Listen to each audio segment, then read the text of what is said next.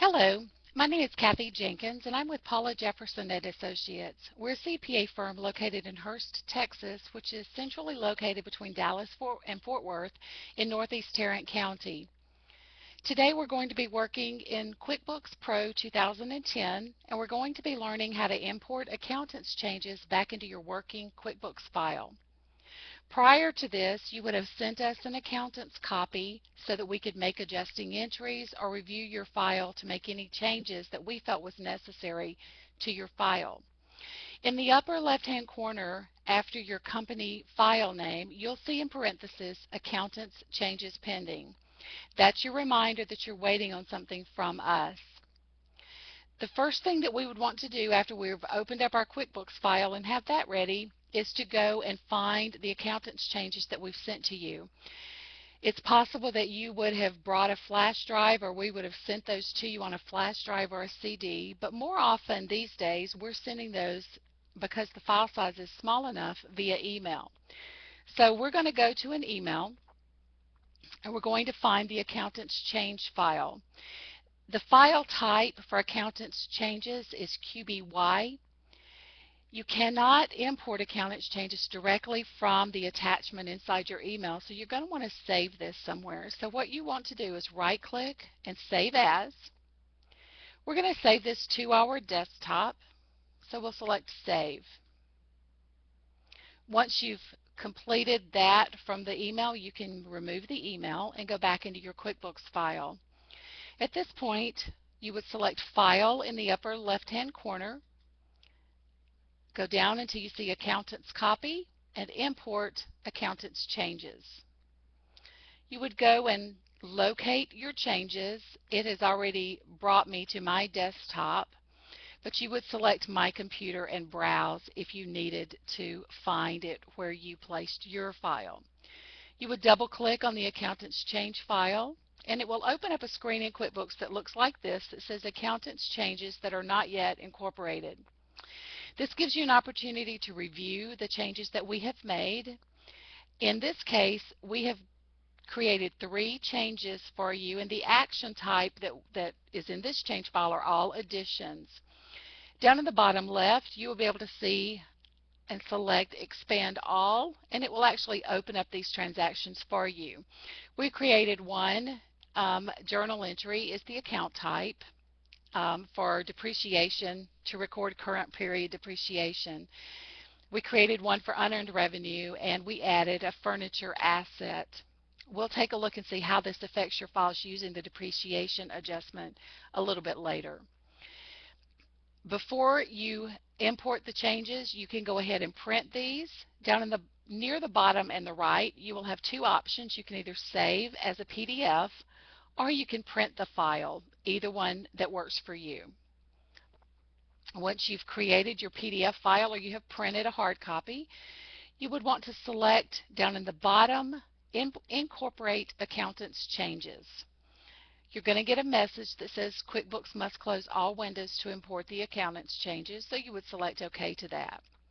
You're now going to get the requirement that you're going to need to back up your data before importing the accountant's changes. We'll go ahead and say OK and get that started. I'm going to back up to my flash drive, which is located on my computer as my F as in Frank drive. Of course, the drive number or letter would be different on your computer. So I'm going to select Save. QuickBooks in the newer versions automatically will put the date and time of the backup. By the way, a QuickBooks backup type is called a QBB file. We'll select Save. While that's backing up, I'll just mention to you that we are using QuickBooks PRo 2010. Any version older than 2009 may have some limitations with the accountant's change file to be imported in, so it would be my recommendation that you upgrade your QuickBooks file to the newer version, because the accountant's change is definitely our preferred recommendation, because it doesn't limit you to waiting to get the file back while we're working on your file in our office. Okay, you're going to get a memo, a note here that says that QuickBooks has saved a copy of the company file, and it tells you where it has been saved. You'll select OK. You're going to get a box that says we're now incorporating the accountant's changes, and now it's loading the changes, so just wait. It is creating a PDF file in the event that you did not earlier, and this PDF file is actually going to be saved in the same location as your original company file is located. Once those changes are made, it's going to complete, and it will remind you just what I had said. The PDF file of the changes was created in the same location as your company file. You can select OK. If you still want the option to print out a copy of the changes, you can certainly do that. You may want to expand it, or you can collapse, save as PDF or print. Once you're happy that you've gotten the copy that you're wanting, you can go ahead and select Close. You're going to get a box that automatically pops up in QuickBooks that says that QuickBooks would recommend that you put a closing date and password in to prevent any changes to the period that we've worked on. I would certainly recommend doing that, but at this point I'm going to say no, and I'll walk you through a closing date just in a moment. So we'll say no. One thing that I'd like for you to notice is after your company file name, there is no longer a parenthesis right here that says Accountant's Changes Pending. That is because we have successfully imported all of the changes. Now you have again your fully functional QuickBooks file. But in the background, by importing those changes, we were actually able to merge our changes and your live working file back together as one. Just to show you, we'll select the chart of accounts. We'll go into the accumulated depreciation because that is where one of our entries were.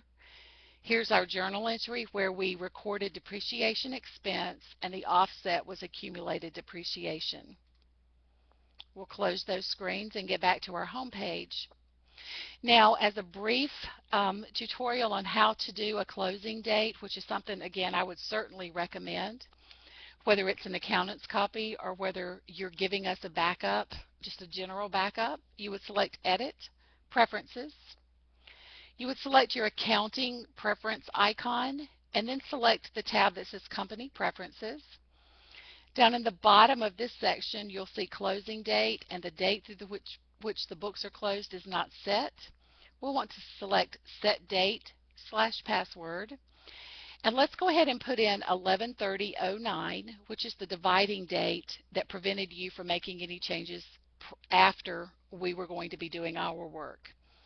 At this point, I will not put a closing date password. I would love you to give us a call and we can talk about why you would want to put in a password to be a further reminder that you wouldn't want to make any changes, but we can tell you what we would like for you to put there.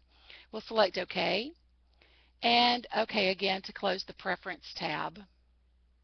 Now your QuickBooks file is fully functional, and should you have any questions about this or any of our other tutorials, please feel free to look us up on the web or give us a call at our office. Thank you.